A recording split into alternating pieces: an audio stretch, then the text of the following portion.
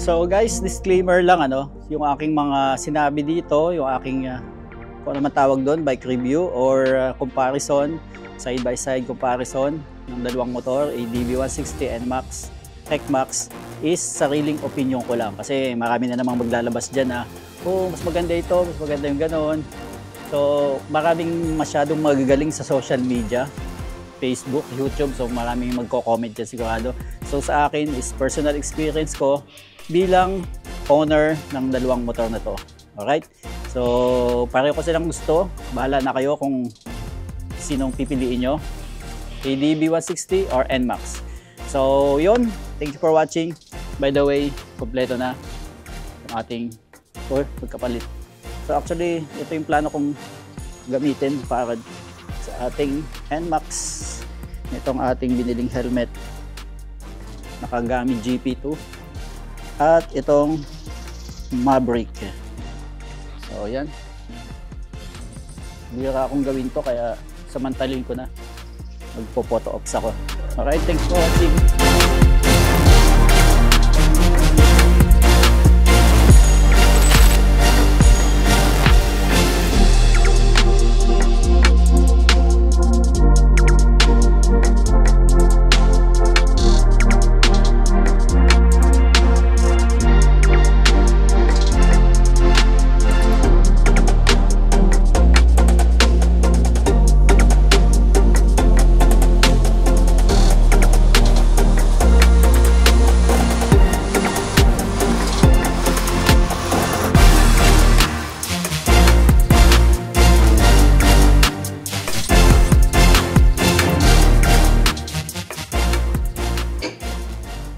Okay guys, welcome back sa ating channel.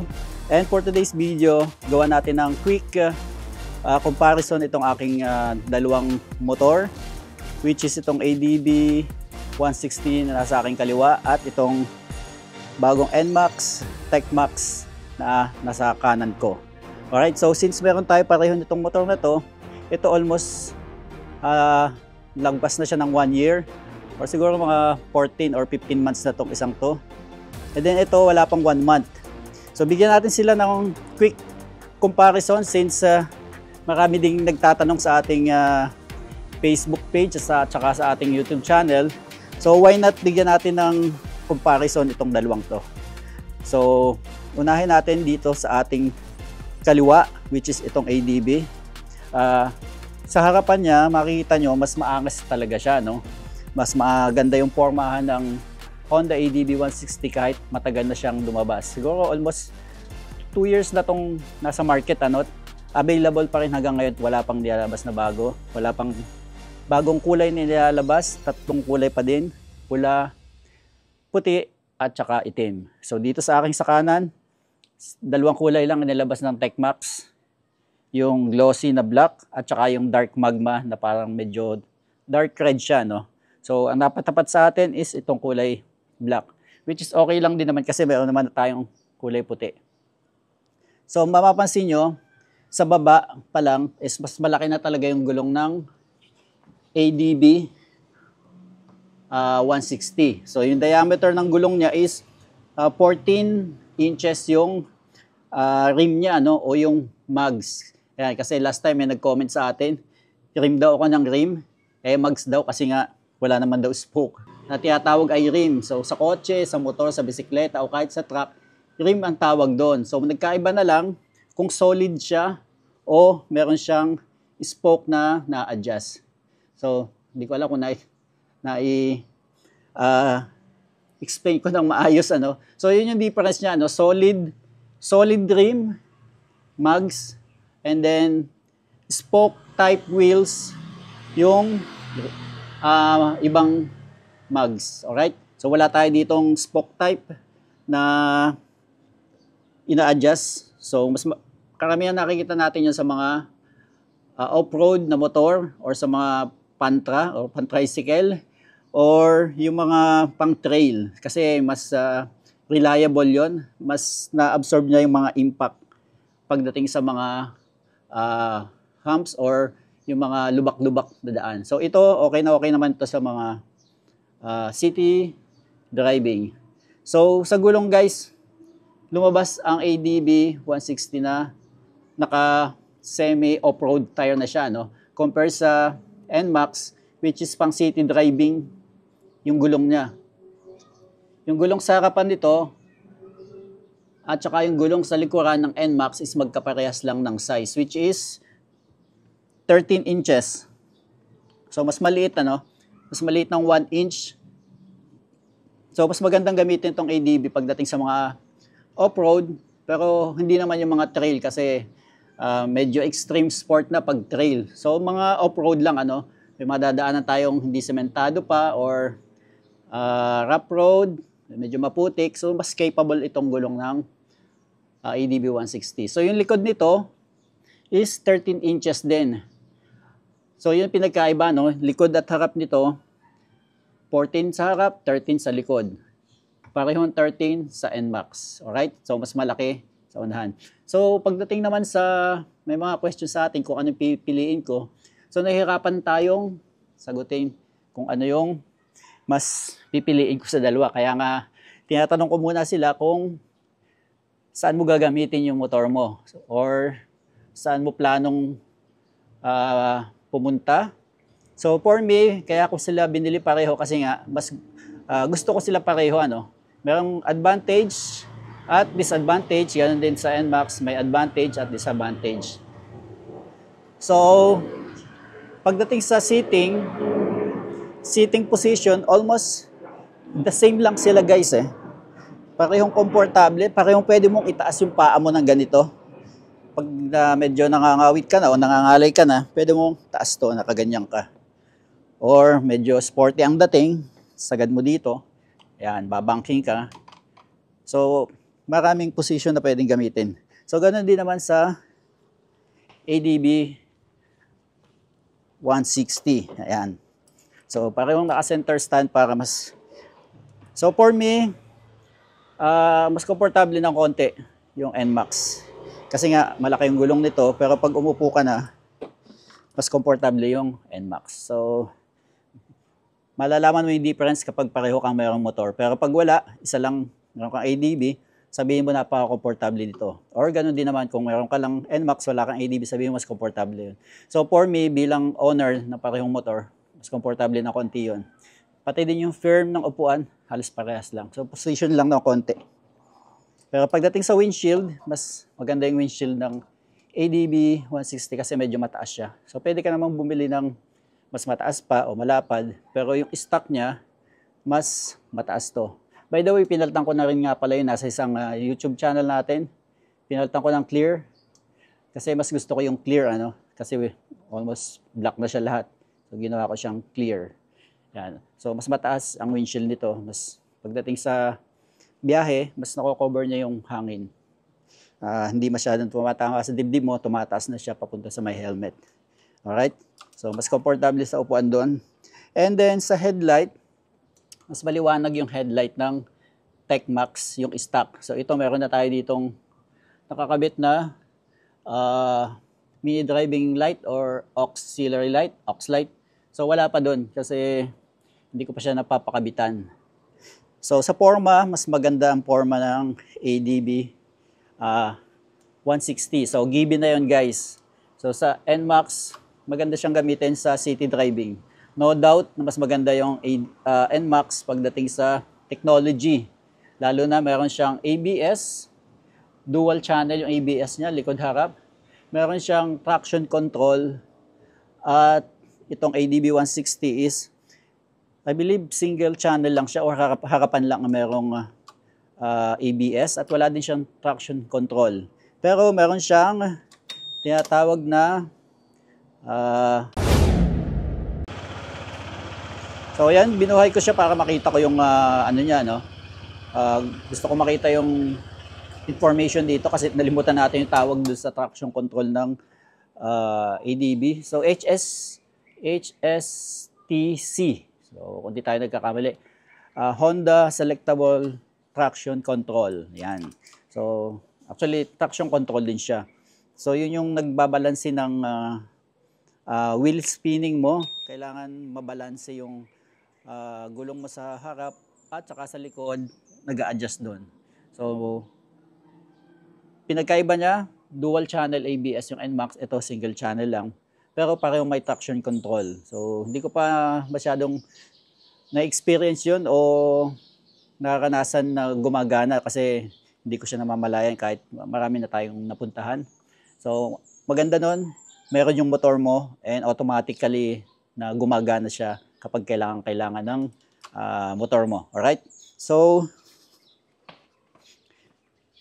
sa harap naman, yun na nga, sinabi ko na, glossy itong ADB, itong NMAX, and then matte color yung kulay ng ADB 160, which is mas gusto ko sana yung mga glossy, kagaya nito. Ang problema, madali siyang magasgasan.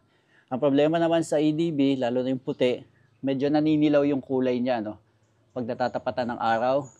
Yung motor ko hindi siya masyadong nabababad sa arawan kasi yung parking natin ay may bubong. So, ilaw niya parehong LED lahat, ano. So, LED at meron siyang buhay na yung ilaw niya or DRL, daytime running light kung tawagin. So, pareho na siyang may features na ganoon for safety, ano. Dati, ang mga motor walang ganoon. Kailangan mo pang switch on. Ito automatic na pagbuhay mo ng susi, engine, buhay na siya. Alright, so yun. Disc brake, nasa kanan yung disc brake ng ADB 160, NMAX nasa kanan. Yun, sa kaliwa, kanan. Medyo nalilito tayo, tama ba? So pareho siyang, yan, parang may ABS. And then kulay ng gulong, mas gusto ko yung kulay ng rim o ng mugs. Ayan, kinokorek ko na. Rim, mugs, pares lang. Bronze na kulay, ito gold, tama ba? Medyo matingkad yung rim nito. Mas gusto ko yung kulay nun, mas maangas, ano, mas parang mas matimpuno ang dating. So, wala pa akong nakakabit dito na mini driving light, yun meron na. Pero I'm planning, maybe next week, iniintay ko lang yung ORCR kasi napakatagal nung dumating ng papel, almost 20 days na mahigit. Pero yung iba na bumili sa ibang dealer, 1 week lang may plaka na, may ORCR, nagagamit na nila. So ako, 4 kilometers pa din kasi hindi ko nilalabas. Gusto ko pag nilabas ko siya, isang break-in na lang, ano, or change oil agad pagkatapos. So yun guys, pinaltan ko to kasi para hindi siya masyadong all black. And then, pinipreserve ko yung ibang parts ng windshield, ng upuan. So, sa isang video ko, nandun lahat yung mga binili natin, pati suspension na all stock. Alright. So, sa kanyang side mirror is halos pares lang naman. Ng, maganda, wala silang reflection masyado o yung nagmamagnifying. Hindi lumalaki yung object sa likod. So, tama yung ratio ng side mirror niya. Pareho kung, mas okay sa akin yung mga stock na side mirror na kagaya nito. And then sa ADB. So, punta natin sa likod, baguhin natin ang pwesto nito. And then para makita nyo yung difference. So pagtabihin natin ulit, pero patalikod naman.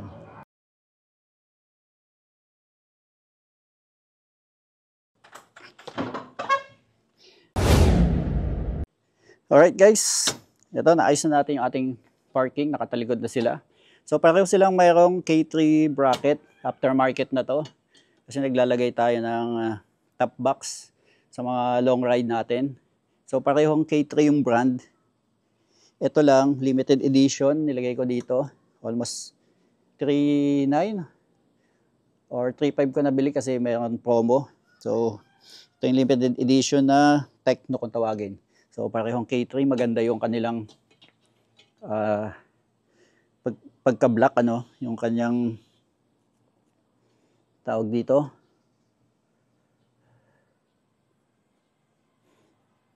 So, yun. At kung makikita nyo, ganun din, yung likod natin. Actually, medyo kalbo na tong, kasi pinloop na natin to, no? So, mas marami akong experience dito sa ADB kaysa dito dahil hindi ko pa talaga siya nagagamit ng malayuan. Though nagkaroon na tayo ng NMAX B2, almost 2 years na mahigit at nabenta na natin yon. So, etong performance nito hindi ko pa talaga napupuli test. Gaya ng sabi ko, technology, meron siyang shift.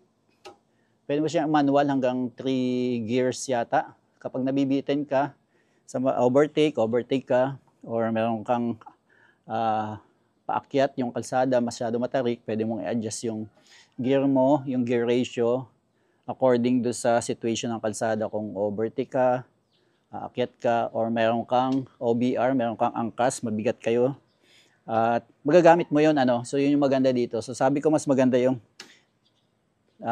features nito.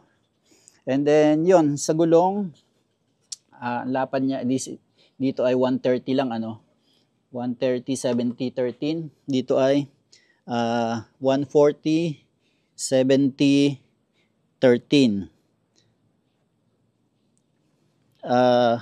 Parehas pala guys, 130. So kapag ginawa mong 140 to, medyo lalapad na siya masyado. Bibigat yung motor mo. Kaya nag-stick tayo sa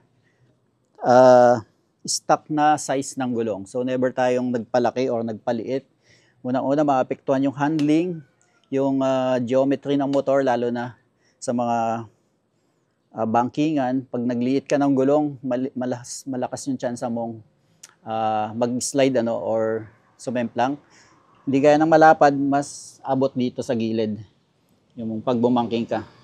So nag-stick tayo sa stock tire, pero ito hindi na original. Nagpalit na tayo dito ng Corsa na gulong. So isa yun sa mga magandang gulong para sa ADB 160. Marami ako nakita talaga naka-Corsa na So meron tayong reserva na nito. Papalitan natin sooner or later.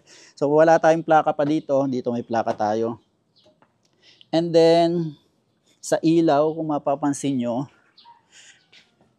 ayan, yung ilaw niya. Dito, kulay red pa din. Doon, clear na yung labas niya. Ito. So, clear. And then, meron siyang reflectorized dito. Pag naka-stop, patay yung ilaw mo sa gabi. Kitang-kita yan. Meron din doon. So, meron din siyang ilaw dito para sa plate number. Ito, nandito. And then, may signal pa to. Hindi pa integrated or wala sa loob. Ito, nasa labas na. So, hindi na masasagi. Wala na masasagi, So, since meron naman tayong bracket dito, so, malayo na rin masagi. Ayan. So, sa mga parking, so, integrated na, So, pareho kung gusto, yung design nila. Since wala naman tayong pwedeng i-compare pa dito sa NMAX, TechMax natin, mas maganda sana kung ang i-compare natin dito is PCX 160. But since ito yung motor na mayroon tayo, ito yung pinag-compare natin.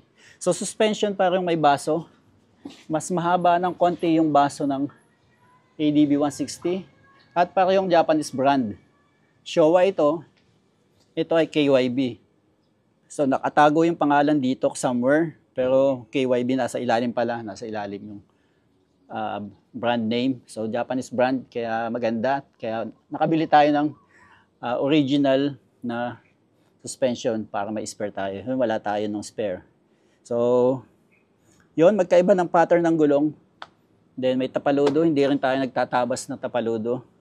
So most of the physical appearance mini-maintain natin na stock looking yung ating motor. So mostly ang sineset up ko lang, top box bracket, auxiliary lights, windshield, and busina. So, yun lang ang aking mostly na binabago. So, sa compartment, mas malaking compartment ito.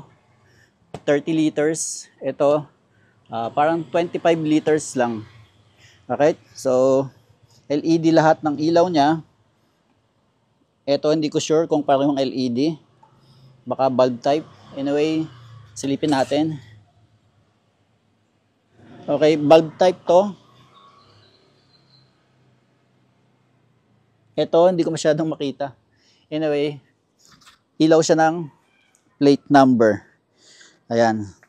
So, isa pa dito guys, yung swing arm ng NMAX, kulay black siya, na glossy, makinis.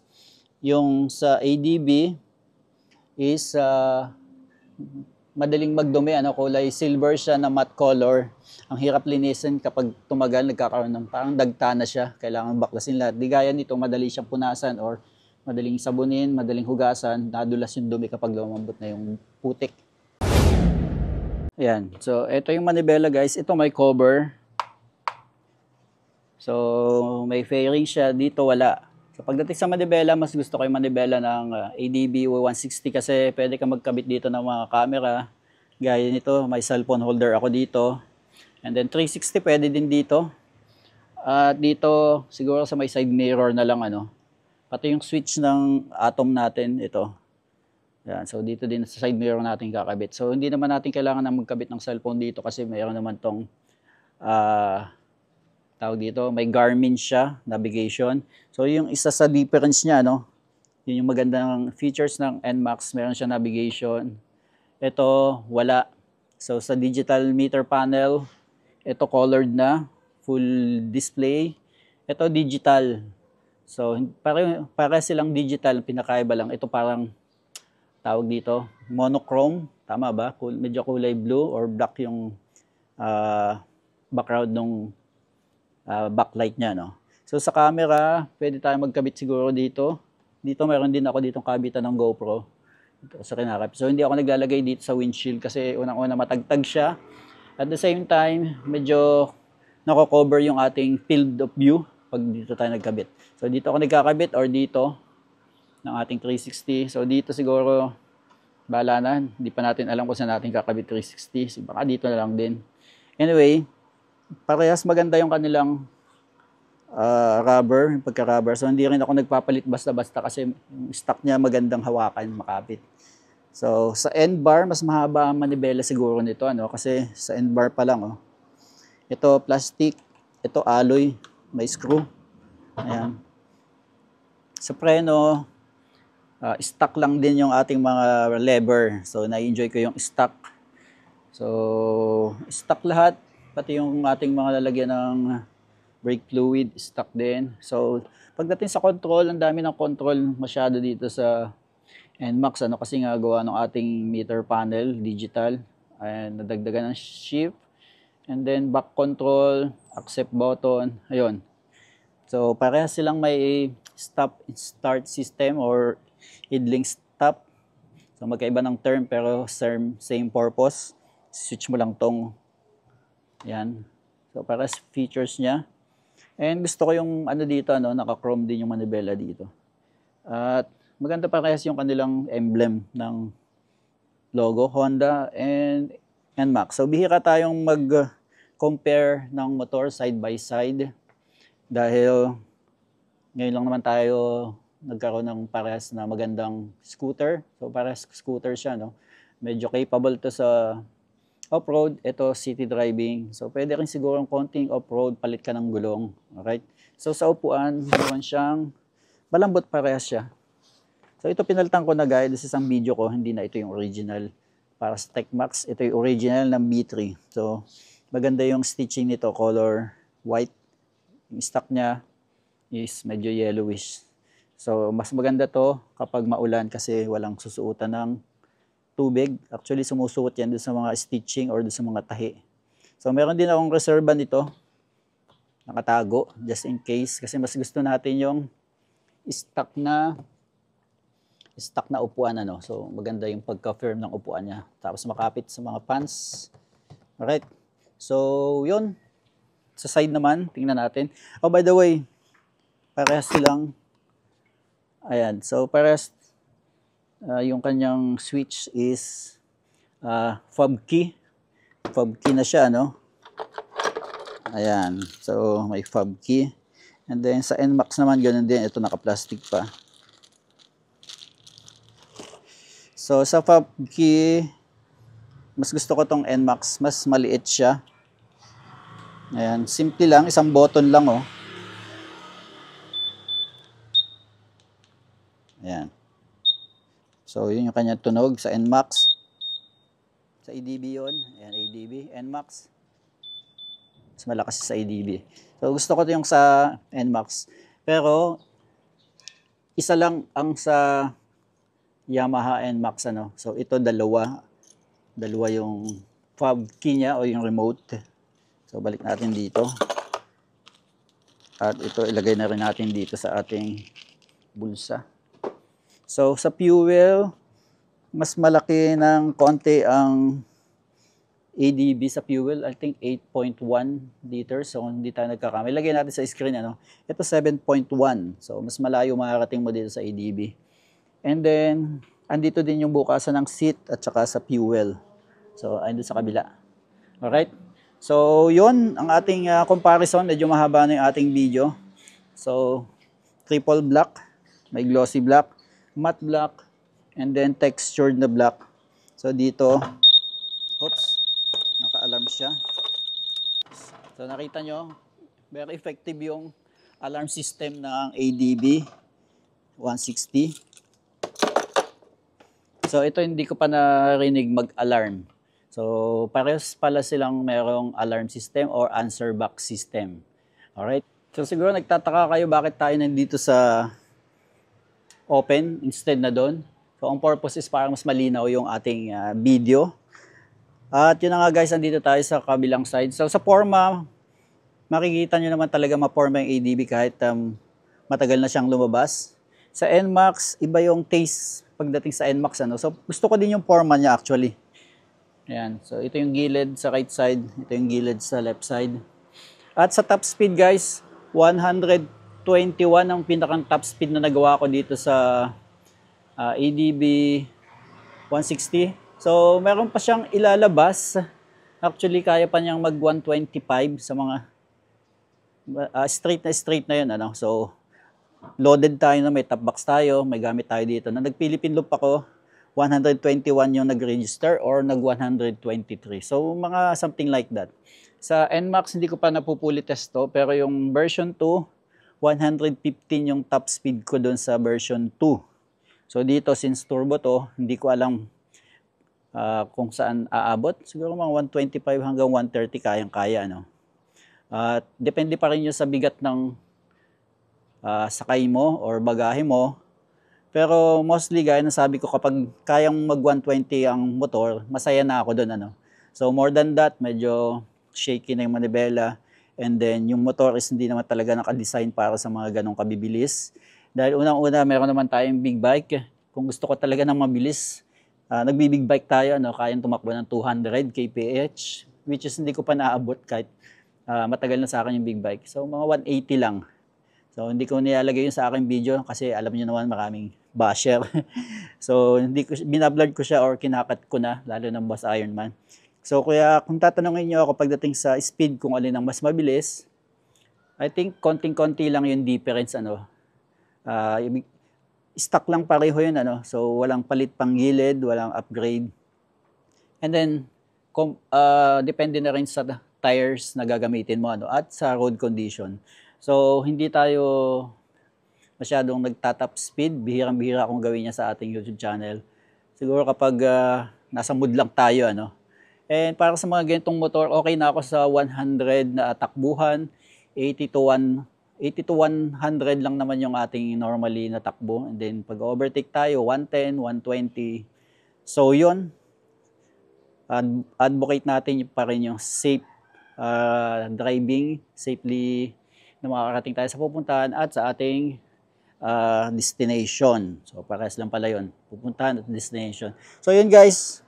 Sa mga nagtatanong kung alin mas gusto ko, parehas ko silang gusto. Ang lagi kong tinatanong sa kanila pabalik, saan mo gagamitin? City driving ka ba? Na may long ride? Pwedeng-pwede yung NMAX. Maganda yung NMAX. City driving, walang masyadong rough road, walang masyadong lubak-lubak. Komportable yung upo. Sa gasolina, halos parehas lang siguro.